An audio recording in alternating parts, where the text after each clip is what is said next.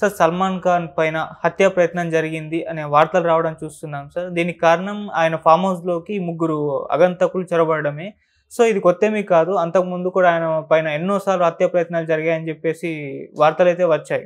అందుకు సంబంధించి ఆయన సెక్యూరిటీ కూడా పెంపొందించుకున్నారు. అసలు ఎవరు వీళ్ళు? ఎందుకు సల్మాన్ ఖాన్‌ని చంపడానికి ప్రయత్నిస్తున్నారు సార్? యాహ్! ఆయన ముంబైలో ఔట్‌స్కర్ట్స్‌లో పన్వేల్ అనే ఒక ఏరియా ఉంటది. అందులో ఆయన ఫామ్ హౌస్ ఉంటది.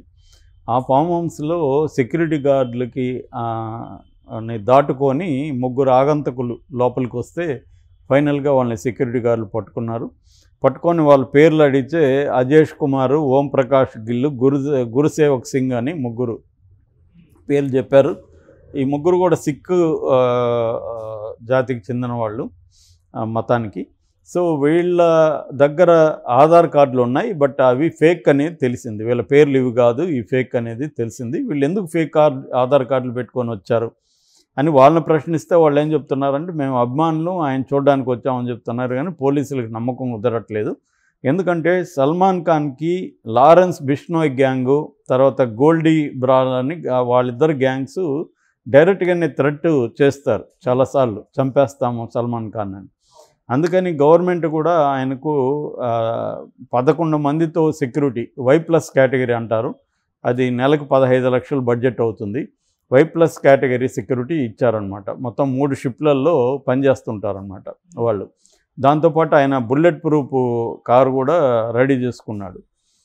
సో సీరియస్ థ్రెట్ ఉంది. ఎందుకంటే వాళ్ళ ఫ్రెండ్ గిప్పీ గ్రేహల్ అని కెనడాలో ఉంటాడు. అతని ఇంటి ముందు కూడా కాల్పులు జరిపారు ఈ మధ్య. అంటే కెనడాలో సిక్కుడు తీవ్రవాదులు మనం ఒకసారి మనం చెప్పుకున్నాం కూడా.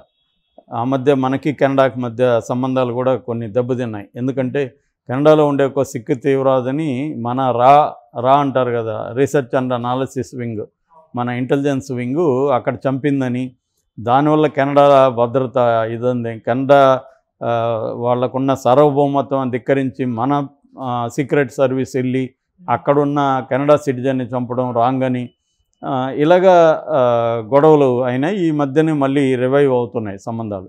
మొన్నటి వరకు వీసాలు కూడా ఆపేశారు కెనడాకి. సో ఈ కాంటెక్స్ట్లో కెనడాలో సల్మాన్ ఫ్రెండ్ మీద అటాక్స్ జరిగి దాని తర్వాత ఇతనికి థ్రెట్ వస్తున్నాయి. కాబట్టి ఈ క్రమంలో ఇప్పుడు ఇది సంచలనమైంది. ఈ ముగ్గురు రెక్కీకి వచ్చారా అంటే, ఒకవేళ సల్మాన్ ఈ ఫామ్ హౌస్కి వస్తే ఎట్లా చంపాలి, అక్కడి నుంచి ఎలా ఎస్కేప్ అవ్వాలి. మామూలుగా రెక్కీ అంటే ఏం జరుగుతుందంటే, ముందుగా ఏ ప్లేస్లో ఒక మనిషిని చంపాలి అని ఒకసారి అనుకున్నాక ఆ ప్లేస్ని చూస్తారు. ఒకవేళ ఆ ప్లేస్లో చంపొచ్చా లేదా కూడా చూసుకుంటారు. తర్వాత దాన్ని రిట్రీట్ అంటారు. రిట్రీట్ అంటే చంపిన తర్వాత ఎస్కేప్ అవడానికి ఏ మార్గాలు ఉన్నాయి అక్కడి నుంచి, ఆ మార్గాల్లో కెమెరాలు ఏమైనా ఉన్నాయా, సీసీటీవీలు ఏమైనా ఉన్నాయా, ఎలా ఎస్కేప్ అవ్వాలి, ఒకవేళ సీసీటీవీలు ఉంటే వాటిని బ్రేక్ ఎలా చేయాలి మనం, ఇవన్నీ చేయడానికి రెక్కీ చేస్తారనమాట. మామూలుగా ప్రొఫెషనల్ కిల్లర్స్ అందరూ కూడా ఈ రెక్కీని నిర్వహిస్తారు. రెక్కీ ద్వారా వాళ్ళు ఈ ప్లేస్ సేఫ్, మనం ఇక్కడ అటాక్ చేయొచ్చు, లేదా ఈ ప్లేస్ కష్టము, ఇవన్నీ రెక్కీల ద్వారా నుంచే బయటపడతాయి. అలాగే వీళ్ళు ఏమన్నా రెక్కీ చేయడానికి వచ్చారా, ఎందుకంటే ఒకవేళ రెక్కీ చేస్తున్నప్పుడు దొరికిపోతే మీరు ఈ ఆధారాలు చూపించి బయటపడండి అని ఏమన్నా చెప్పారా వాళ్ళకి, ఇవన్నీ ఇప్పుడు పోలీస్ ఇన్వెస్టిగేషన్ తెలుస్తుంది. ఎందుకంటే సల్మాన్ ఖాన్కి వీళ్ళు ఎందుకు చంపుతారు అనేదానికి ఏమీ మీనింగ్ లేదు. ఎందుకంటే సల్మాన్ ఖాన్ని చాలా హిందూ ఆర్గనైజేషన్స్ కానీ లేకపోతే సిక్ ఆర్గనైజేషన్స్ కొన్ని సల్మాన్ ఖాన్ని ఎనిమిగా చెప్పాయి. ఎందుకంటే మామూలుగా అయితే ఎక్స్టార్షన్ కూడా ఉంటుంది. ఈ బాంబేలో ఏంటంటే పెద్ద పెద్ద ప్రొడ్యూసర్లు, పెద్ద పెద్ద హీరోలకి వీళ్ళు లెవీ అంటారు. లెవీ అంటే ట్యాక్స్ లాంటిది, నువ్వెంత కట్టాలి అని. అది అడిగినప్పుడు వీళ్ళు కట్టలేరు కదా, అందరికీ వీళ్ళు అడిగిందంతా ఇవ్వలేరు. వాళ్ళు ఏంటంటే 80 కోట్లు 100 కోట్లు ఇలా అడుగుతారు. సల్మాన్ ఖాన్ ఎక్కడిస్తాడు అందరికీ. సో కాబట్టి థ్రెట్ క్రియేట్ అవుతుంది. ఈ థ్రెట్ని తట్టుకోవడానికే సల్మాన్ ఖాన్ కూడా హై సెక్యూరిటీ పెట్టుకున్నాడు. మామూలుగా Y+ అనేది అందరికీ ఉండదు అనమాట, చాలా తక్కువ మందికి ఉంటుంది. సో అటువంటి హై సెక్యూరిటీ కూడా గవర్నమెంట్ ప్రొవైడ్ చేసింది సల్మాన్ ఖాన్కి. బట్ ఇక్కడ ఆయన లేడు కాబట్టి సరిపోయింది. కానీ వచ్చిన వాళ్ళు రెక్కీ చేయడానికి వచ్చారా అనేది ఇప్పుడు ఉన్న డౌటు. ఏదేమైనా సల్మాన్ ఖాన్కి థ్రెట్ అయితే సీరియస్గానే ఉంది. ఎందుకంటే లారెన్స్ బిష్నోయ్ గ్యాంగ్ ఇట్లాగా హెచ్చరించి ఆ మధ్య కూడా పంజాబ్లో ఒక సింగర్ని హత్య చేశారు. సో అందువల్ల వీళ్ళకి ఒక భయం అయితే ఉంది క్లియర్గా. అంటే వీళ్ళు ఏంటంటే సెక్యూరిటీ ఒకవేళ ఉంటే ఆ సెక్యూరిటీని ఎలా బ్రేక్ చేయాలనేది కూడా వీళ్ళు రెక్కీ చేసుకుంటారు. అంటే ఇప్పుడు 11 మంది సెక్యూరిటీ ఉంటారు, వాళ్ళని ఎట్లా బ్రేక్ చేసి మనం వెళ్ళి అటాక్ చేయొచ్చు. సో సెక్యూరిటీ వాళ్ళని అవుట్ స్మార్ట్ చేసి ఎలా వెళ్ళొచ్చు అనేది కూడా ఆలోచిస్తారు. ఒక మార్గం ఏంటంటే అక్కడ పనిలో కుదురుకోవడం ముందుగా. సో ఎవరినొక డబ్బులు ఇచ్చి మా బంధువు అని చెప్పి అక్కడ జాయిన్ అవుతారు. ఇప్పుడు ఫర్ ఎగ్జాంపుల్ ఫామ్ హౌస్ ఉంది, ఫామ్ హౌస్లో వీళ్ళు ఏదో పనివాడిగానో ఇంకోటి జాయిన్ అయిపోయారనుకో, అక్కడ నుంచి ఇంకా సెక్యూరిటీ ఎల్లప్పుడూ అతని చుట్టూ ఉండదు కదా, అతను కూడా ఇదంతా మన కంట్రోల్లో ఉంటుంది అనుకోవచ్చు. వీళ్ళంతా ఎవరు అన్నప్పుడు మన బంధువే సార్ అన్నప్పుడు లైట్ తీసుకుంటారు. సో ఇలాగా వీళ్ళు ఏం చేస్తారంటే కొద్ది రోజులు అక్కడ స్థిరపడిపోయి, సో దీనికి తగిన మార్గాల్ని ఎట్లా బ్రేక్ చేయాలి, ఆయుధాలను ఎట్లా లోపలికి తీసుకురావాలి, ఇవన్నీ వాళ్ళు ప్లాన్ చేసుకుంటారు. ఎందుకంటే ఎక్కడ ప్రతిసారి వస్తున్నప్పుడు చెక్కింగ్ ఉందా, బయట నుంచి ఏముంటుంది. ఇప్పుడు ఏంటంటే సల్మాన్ ఖాన్ ప్రతిసారి అక్కడికి వెళ్ళాడు, ఎప్పుడో ఒకసారి వెళ్తాడు. మిగతా టైంలో అంతా కొద్దిగా రిలాక్సింగ్గా ఉంటుంది.